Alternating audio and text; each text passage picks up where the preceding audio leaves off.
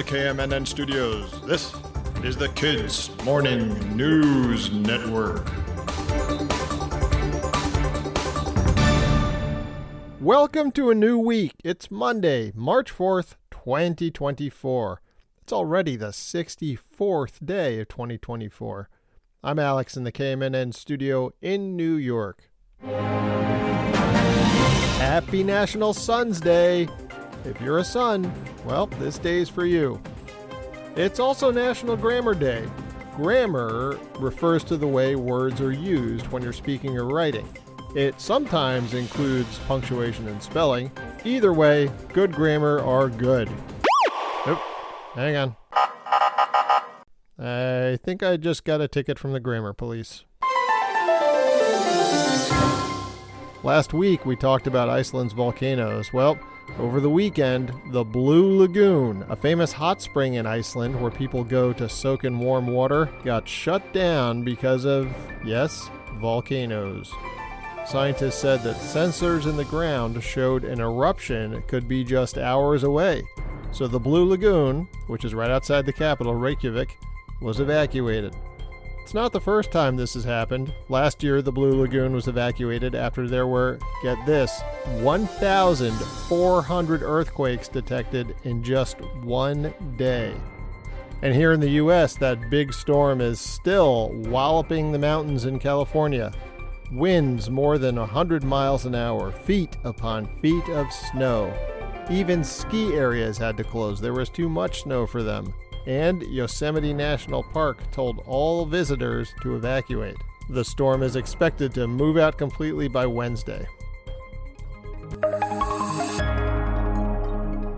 Holy cats, if you live in the United States, this is one big day. It was on March 4th, 1749, that the very first session of Congress began. And it's the day our Constitution went into effect. You know, like the whole foundation of our system of government. Yes, this was the day that the government as we know it officially kicked off. The grand opening of the United States, if you will. And they all got together in the capital of our great nation, New York City. Yes, back then, New York was the capital, not Washington, D.C., which didn't even exist yet. They were at Federal Hall, to be exact, which was downtown in what is now the financial district. But Federal Hall is not there anymore. It was knocked down in 1812. The United States, on the other hand, yeah, we're still around. It was also on this day, in 1917, that Jeanette Rankin became the first female member of the U.S. House of Representatives. That's one half of Congress. She was from the great state of Montana, born before Montana was even a state. She grew up on a ranch near Missoula, working hard, doing all the things someone back then had to do on a ranch. After high school, she went to the University of Montana, as did a certain podcast host, and got a degree in biology. If you go to U of M today, there's a building named after her. Well, back then, women were not allowed to vote, and Rankin went to work to change that. Thanks partly to her determination, Montana became one of the first states to give women the vote. When she got elected to Congress, it was still not a nationwide right. Jeanette Rankin left Congress in 1918, but then got re-elected in 1940. And she was a pacifist, meaning she didn't believe in fighting, ever.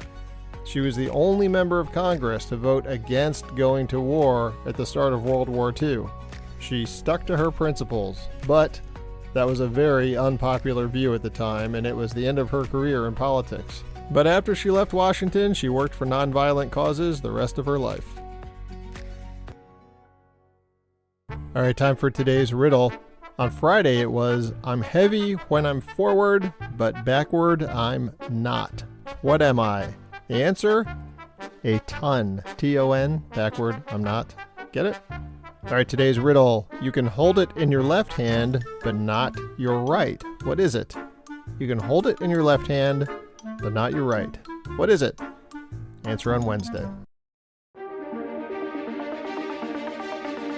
There's an old story, a very old story, about a famous scientist in ancient Greece named Archimedes. He lived more than 2,000 years ago, and he's considered one of the most important mathematicians ever. Some of his discoveries are still applied today. But there's one that people have kind of wondered about for centuries. Was it real or just a tall tale? That invention is Archimedes' death ray. Sometimes called Archimedes' heat ray, but let's face it, that's not quite as dramatic. As the story goes, the Romans were invading Archimedes' home city of Syracuse in 213 BC. That's a long time ago. Archimedes came up with some interesting defensive weapons, including the death ray. It's kind of like an early laser. A whole bunch of giant concave mirrors that bend inward like a bowl, were used, supposedly, to focus sunlight on the attacking Roman ships, making them burst into flames. Did it really happen?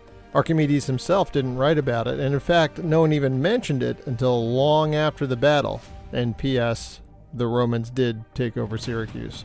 People have experimented with this idea as far back as the 1700s. Sometimes it worked, sometimes it didn't.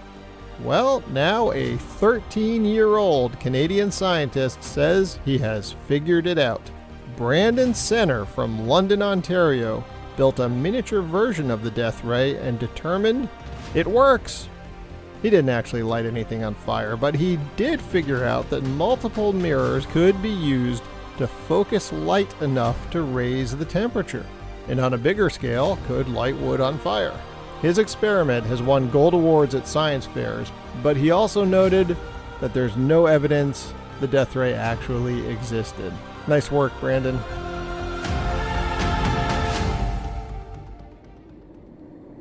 And the weather today, like I mentioned earlier, more snow and rain and high winds in the northwest.